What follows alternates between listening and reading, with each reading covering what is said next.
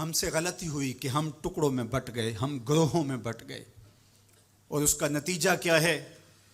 آج پوری امت زخم زخم ہے، پوری امت لہو لہو ہے۔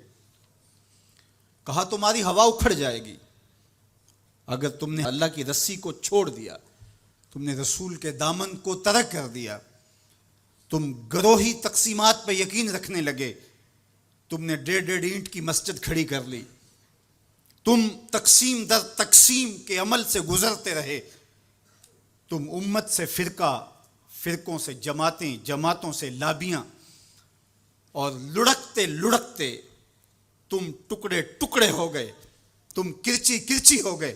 وَكَذَلِكَ جَعَلْنَاكُمْ أُمَّةً، ہم نے تو امت بنایا تھا تمہیں، تم نے اپنے آپ کو بانٹ لیا، تم ایک دوسرے کا گریبان نوچنے لگے، تم ایک دوسرے کے جبے پھاڑنے لگے، تم ایک دوسرے کے لیے نفرتوں کے بیج بونے لگے، تمہاری زبانیں انگارے اگلنے لگیں، تم منبر و محراب کے تقدس کو پامال کرنے لگے، تم خواہشات کے غلام بن گئے، تم آرزوؤں کے نوکر بن گئے، تم اپنے نفس کی غلامی میں آ گئے۔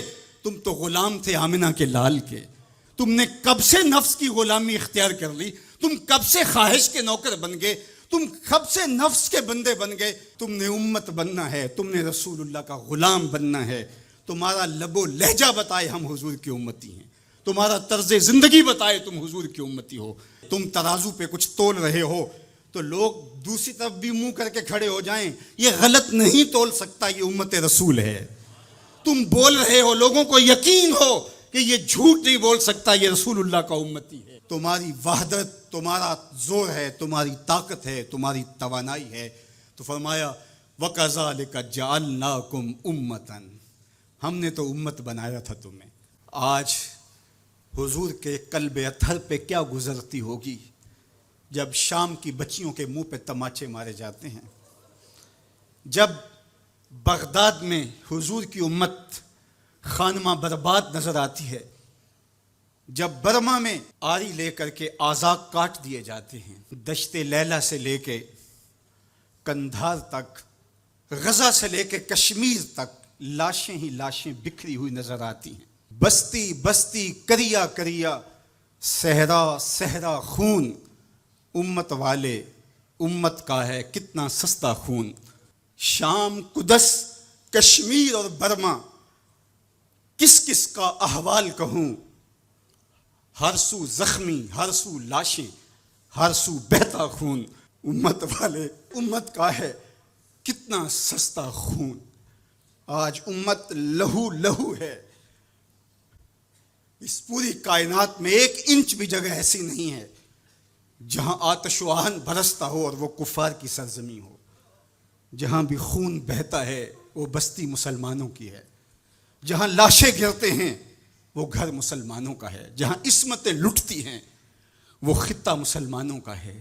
یہ ہمارے گناہوں کی سزا ہے جو ہم کاٹنے پہ مجبور ہیں، اور جب تک ہم امت نہیں بنتے تب تک رسوائیاں ہمارا مقدر ہوں گی۔ قوت عشق سے جب دہر میں اجالا نہیں ہوتا تو پستیوں کو بلندیوں سے بدلنے کا قرینہ آپ نہیں سیکھ سکتے۔ نام محمد کو تھام کر کے، امت کی وحدت کے تصور کو اجاگر کر کے، حضور کا پاکیزہ وجود جو امت کی وحدت کا ضامن ہے، اس سے بے لوث محبت کا رشتہ اور الفت کا ربط جب تک مضبوط نہیں ہوتا تب تک ہم ان مشکلات سے کبھی بھی نہیں نکل سکتے۔ 1000 فلسفے تراش لیں، 1000 منطقیں بگھار لیں، لیکن کوئی نتیجہ نہیں ہوگا۔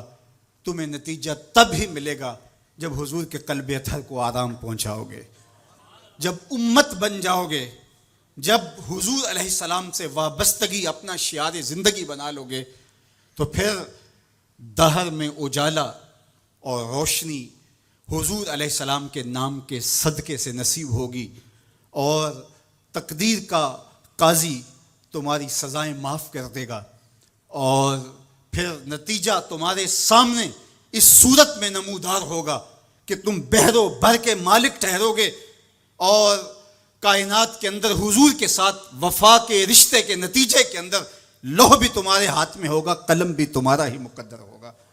لیکن شرط یہ ہے کہ تم صحیح معنی کے اندر امت بن جاؤ. وَأَنْتُمُ الْعَالَوْنَ إِن كُنتُم مُؤْمِنِينَ. یہ میرے رب کا وعدہ ہے اور میرے رب کے وعدے سچے ہوتے ہیں. کہا تم ان کے بن کے تو دیکھو، عزت کا تاج میں تمہارے سر پہ رکھوں گا.